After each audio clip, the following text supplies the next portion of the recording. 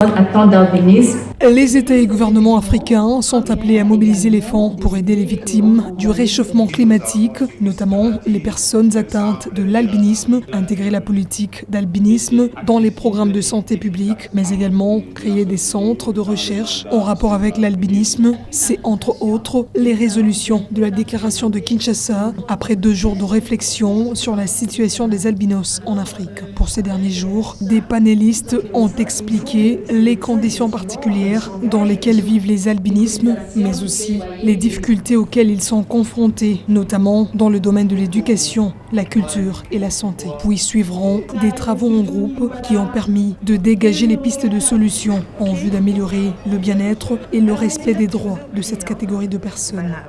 La déclaration de Kinshasa est certainement le produit le plus important de ce colloque. Parce que cette déclaration va traduire un engagement, mais aussi une volonté pour prendre des actions concrètes en faveur de personnes atteintes d'albinisme.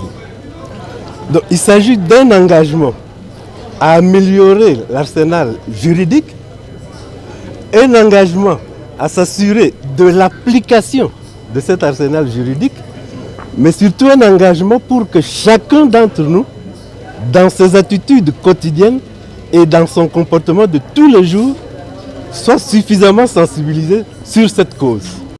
Les participants n'ont pas caché leur joie. C'est pour la première fois que dans notre continent, un chef d'État prend l'initiative d'organiser un colloque panafricain pour les personnes atteintes d'albinisme. Nous pensons que ce qui serait aussi important, ce serait de nommer déjà l'envoyé spécial de l'Union africaine pour suivre les problèmes des personnes atteintes d'albinisme avant la fin du mandat de notre président.